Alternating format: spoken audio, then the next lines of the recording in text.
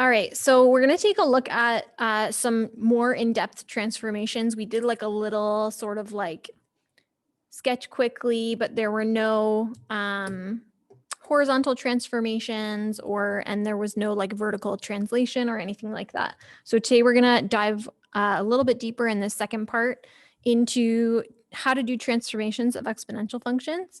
But firstly, I want us to just think about the exponents here and think about exponential functions. And I want you to see, we haven't learned how to do this yet, but I want you to see if you can figure out which graphs will actually produce the same graph when we put them on like an actual XY axis, actual Cartesian plane.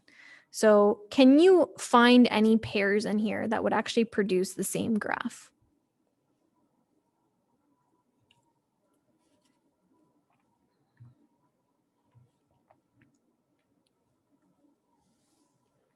C and G. C and G is one, yes.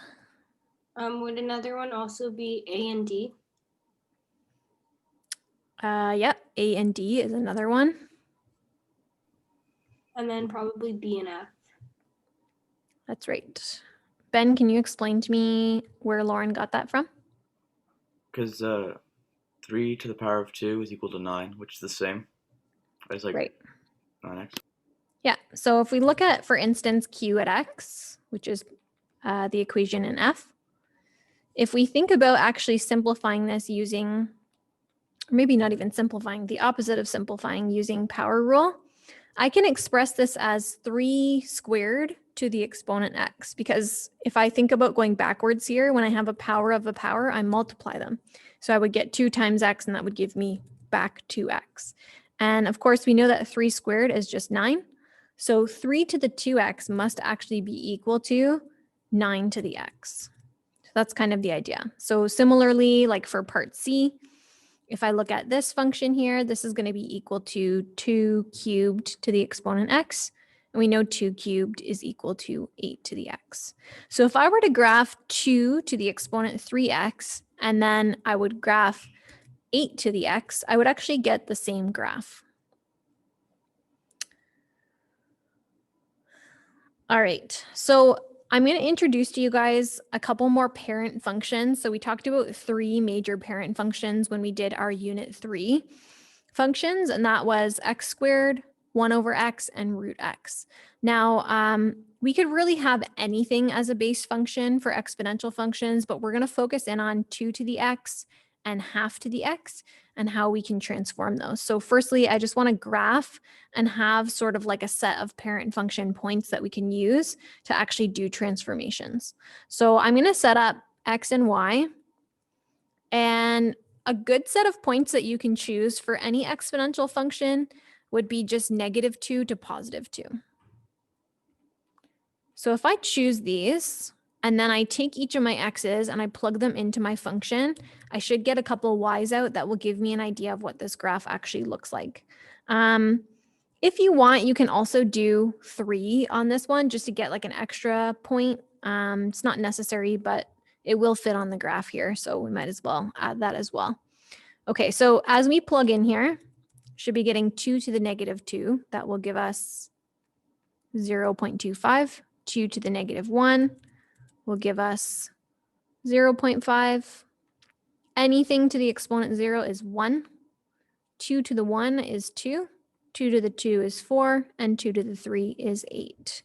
And as we said before, any base exponential function that doesn't have any vertical translation, so shifts up or down, will have a resting horizontal asymptote. Maybe I should just spell it out so we can remind ourselves of the spelling here. At the y equals 0 line, which is the x-axis.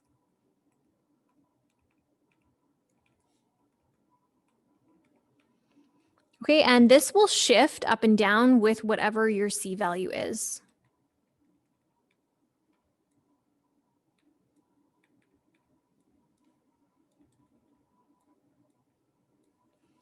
Okay, and when I say C value, I mean like AKDC. So I'm going to pencil in the asymptote to start here. at y equals 0, just like we've been doing in our first part of the lesson from today. And then we're just going to plot each of these points.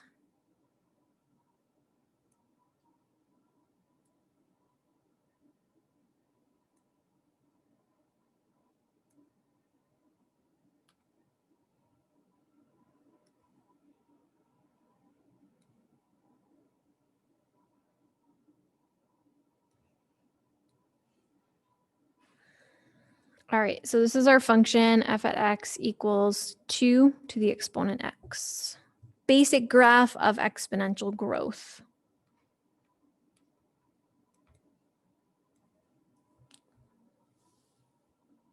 Okay, these would be like, if we relate these back to our exponential growth type questions, these would be like a doubling type question.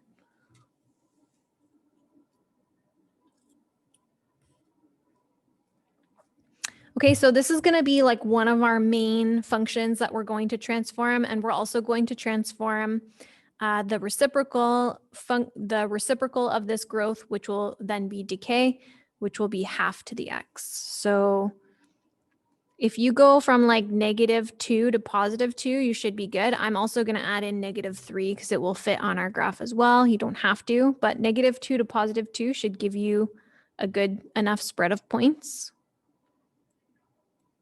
And then you're going to enter each of them in here to find your y. So you should get 8, 4, 2, 1, essentially just the opposite of what we got last time. Okay, so this one goes from like 0.25 up to 8 for +3, but this one goes kind of in the opposite direction. This one also will have that resting horizontal asymptote at y equals 0. So I'm going to start by penciling that in. And this one will also shift up and down with whatever your C value is.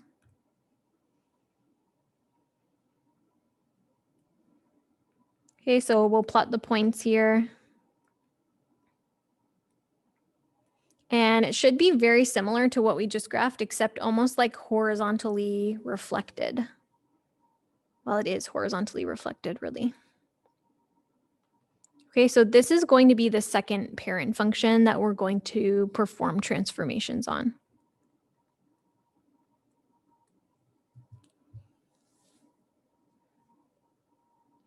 Okay, if you use at least these points for your transformations, that should be good enough.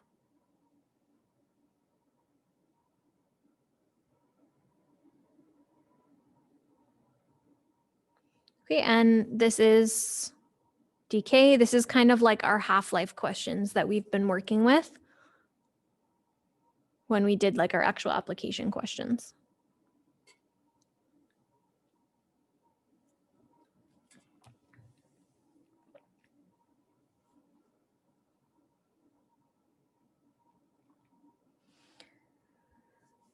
Okay, so a couple little helpful hints as you're working on transformations of exponential functions. I like to kind of show exponential functions sort of like this, transformations of exponential functions. You are going to see k and d wherever x is. So we talked about like when we have 1 over x, for instance, k and d go into the denominator with x. Now we have something to the exponent x. So k and d are actually going to go up into the exponent with x.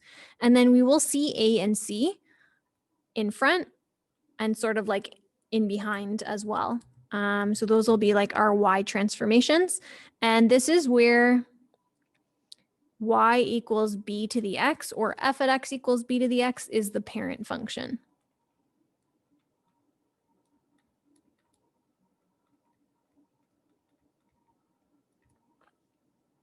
So this is not a transformation. This is the base, which tells us what our base actually is for our parent function. We could have like any variety of bases that we want, but again, we're focusing in on half to the x and 2 to the x.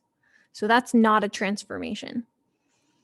Okay, so as I said, the C value is going to move your horizontal asymptote. So essentially your horizontal asymptote is going to be y equals C. And to find where, if you want to find the y-intercept or where the function crosses the y-axis, you can input 0 for x and just solve for y.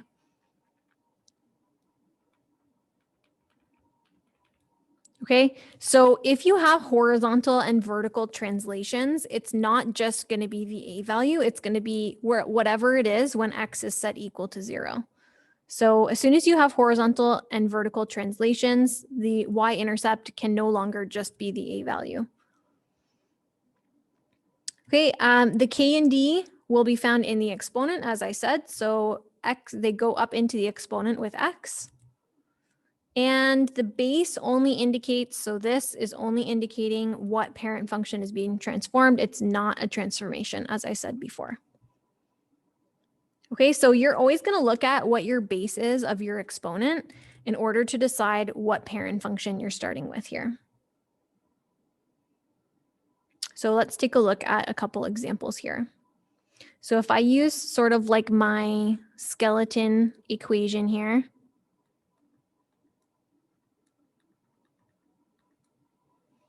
can someone identify for me what is the parent function?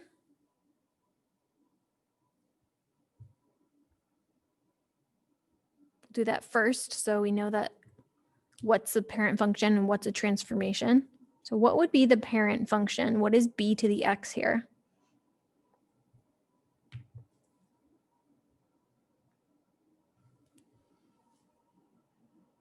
Look at what the base is of the exponent. Ben? G at x is equal to 2 to the power of x. Okay, so this is the base. And if I remove all those a, k, d, and c, what will be left is 2 to the x. So we're going to say the parent function, I wouldn't call it g at x because g at x is the transformed function, but perhaps we can call it f at x is 2 to the x. This is what I'm going to start with to do all of my transformations too. Okay, and then I want to know, can we identify a, k, d, and c and just remind ourselves what transformations these are actually going to do? So who can give me an A, K, D, or C? Lauren, go ahead. A is equal to 2, so it'll be a stretch by a factor of 2. Vertical or horizontal stretch? Vertical. Great. So vertical stretch by a factor of 2. So this is our A value. Same as regular transformations, right? Nothing has changed here except for the base function that we're working with. Okay, what's next? Oscar? K is a value of positive 0.5, so it's going to be a horizontal compression by a factor of 1 over 2 or 0.5. So remember, K is opposite of what you think it is. Horizontal stretch. Yep. By? A factor of 0.5. Do the reciprocal? A factor of 2. Yeah. Okay, so remember with K, guys, we always want to make sure firstly that K is common factored out. So it should be like you'll see K and then a set of brackets and then X plus or minus something. Always want to make sure that that's the case to see the proper D value shift. And we always want to make sure as we're thinking about the actual transformation that we're using the reciprocal of K. Okay, who can give us another one here?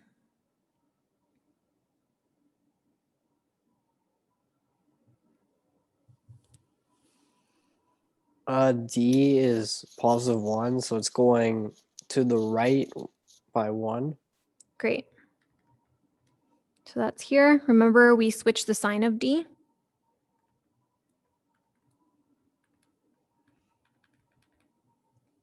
And last one, who can tell us what this last transformation is? C is -3, so it is going down by 3 units. Great.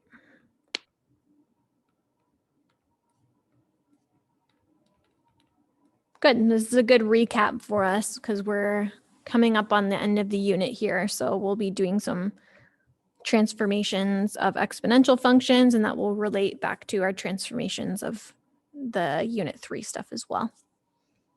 Okay, great. So we have our AKDC.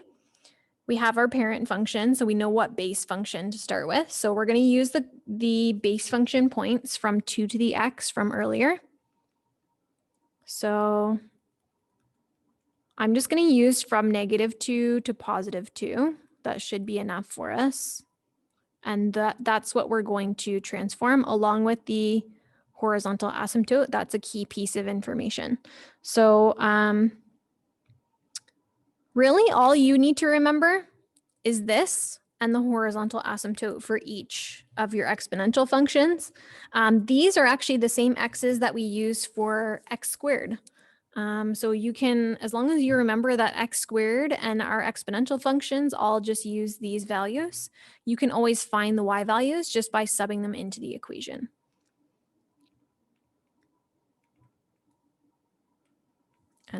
Should be 1. Okay. So if we know A, K, D, and C, we should be able to set up our transformation equations now. Who wants to try one of them? Okay, just as a reminder, we do reciprocal of K times X plus D and AY plus C. Ben, you want to give us one?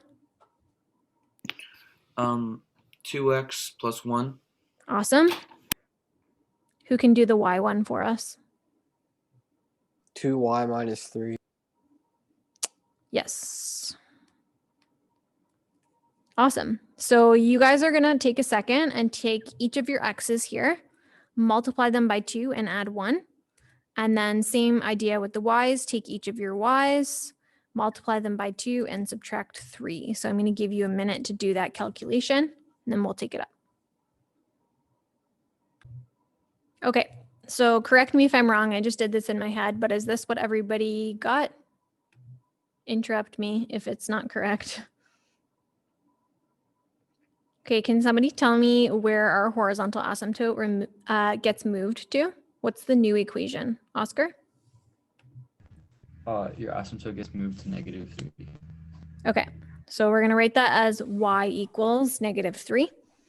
And we'll plot our new points. Since we already graphed the parent function just shortly earlier, we'll just graph the transformed function here, but I may ask you to graph both, and in which case you would be showing me both asymptotes with dotted lines, label their equations, and then graph both of the functions. But here we're just going to graph our new function.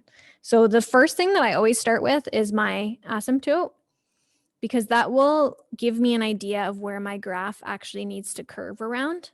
And then I'll go in and I'll plot all the points and everything, making sure that I shouldn't get points up here and then also points down here. That shouldn't make sense.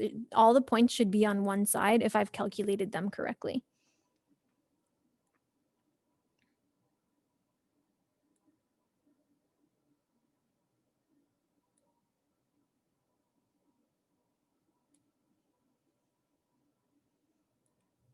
Okay, so that gives us a good idea of the general shape of what this should look like. So we'll just sort of fill in the gaps. This should go along the asymptote here, and then it should just be kind of going up off the opposite end. And I have arrows on both ends here. And then I'll just label my graph.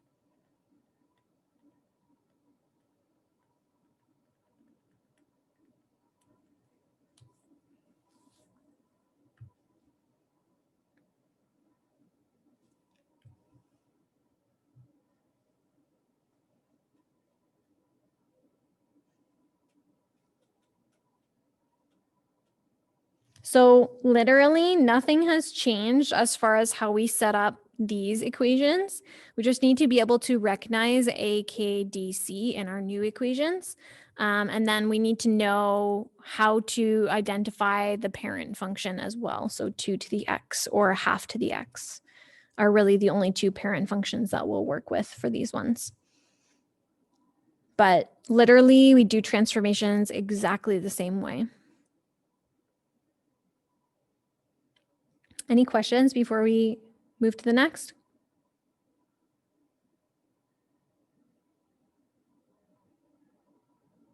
Okay.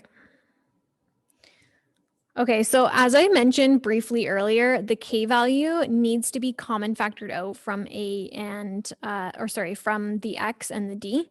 So if you see something, for instance, in this format right here, we need to make sure that it's in this format where k is common factored out and we have that bracket around x and around d. So before you actually even go and state transformations, you have to common factor that out to see the proper d value shift. So this is the proper format. And then we're going to just identify what is the parent function here. So look for what the base is of the exponent. Can anyone tell us what the base function would be for this one? Ben? F at x is equal to 3 to the power of x. Yes. So whatever your base is, and then remove AKDC. So this is 3 to the x is the parent function, and then everything else is a transformation here. So let's see if we can identify AKDC, write what they are. And yeah, we're not going to graph it because we kind of have an idea of how to do that, but just so that we can start to get to know where A, K, D, and C are in exponential functions. So make sure you're doing this in the proper order. It needs to be A and K first and C and D last. So who can identify A for us and tell us what that does? Oscar? A is positive 2, so it's a vertical stretch by a factor of 2. Perfect.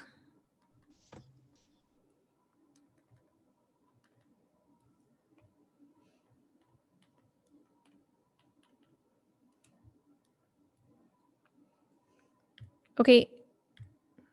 K? Who wants to do K for us?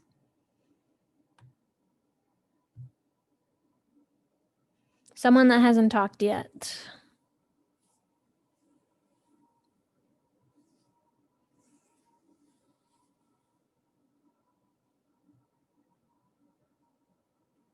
Okay, Ben, go ahead. K is equal to 2, and it's a horizontal compression by a factor of 1 over 2. Great. So notice that Ben used the reciprocal here for K. It's kind of opposite of what A would be.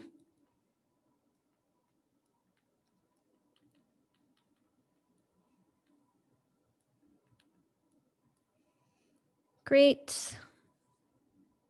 What is our D value and what does it do?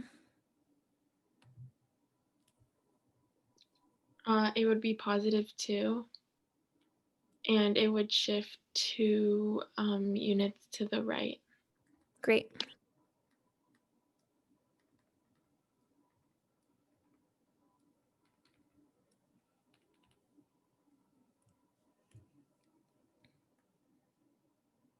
Okay, and last one, C. It's 10. Okay, and what does it do? It shifts 10 units up. Great.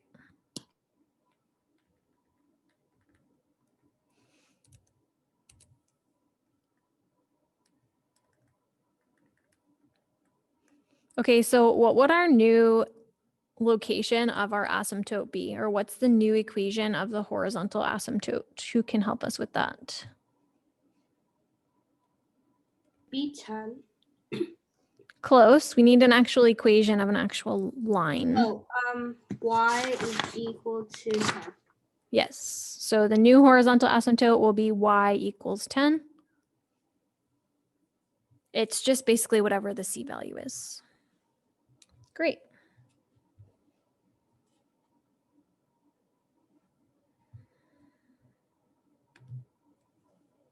Okay, so I would say probably like the biggest mistake that I see when people get into like doing transformations of exponential functions is they consider this to be a transformation when it's really just telling you what the base function is that you're performing all these other transformations to.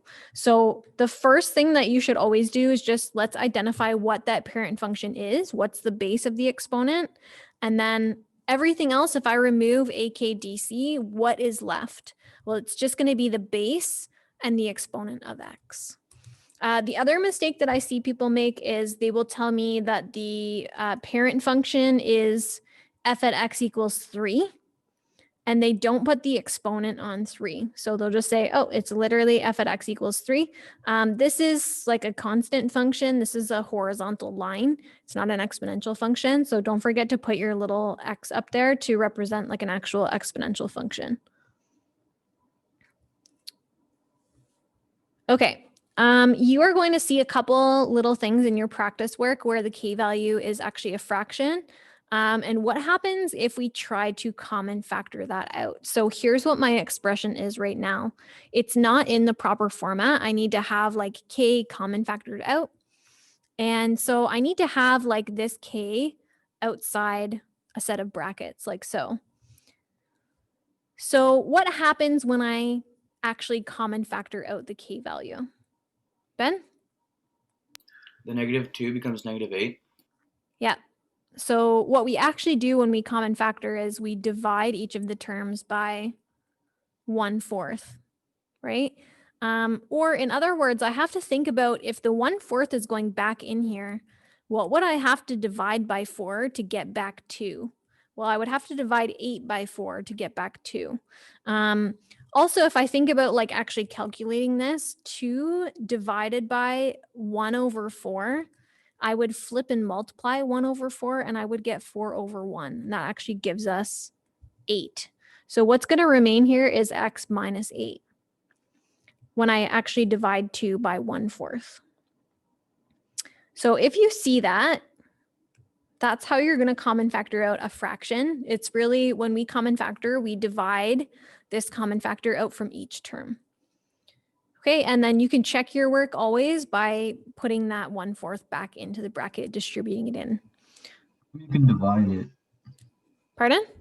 How come you can divide it? Because then you say that if they're like being added or subtracted together, you can't like do something to the thing. I don't think so. I'm not sure exactly what you're asking me, but in order to have this in the proper format so that we can see k and d correctly, we always need to common factor it out. So common factoring is literally you're dividing that thing from each term and writing it out front. That's literally like what we're actually doing when we common factor. And then when we distribute, we're multiplying, right? So common factoring is like dividing and distributing is like multiplying. So my function would look like this in the end before I actually go and do transformations on it and stuff.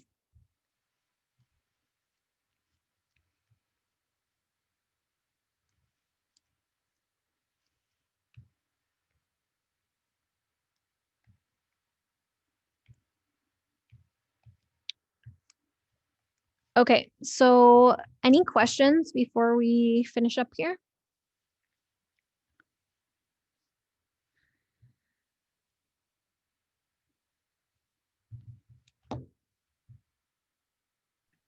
What would the k value be for this?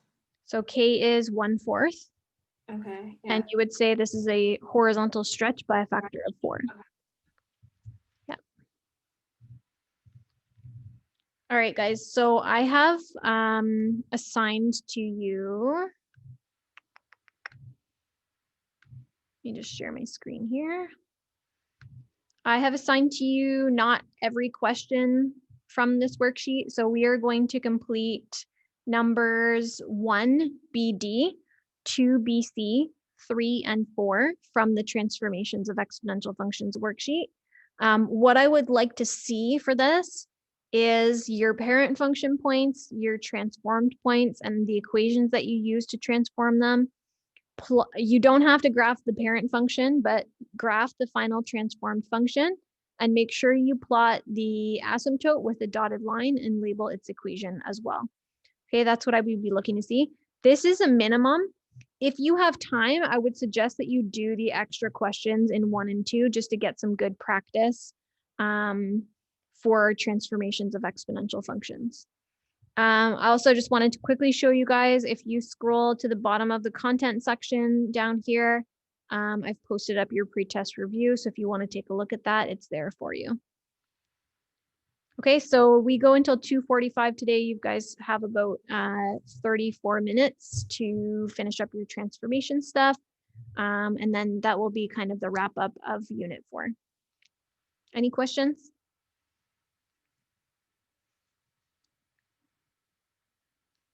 Okay, I will be here if you guys have questions, but I will send you guys away to do your work, okay? See you tomorrow. Thank you. Thank you. Yeah. So Thank you.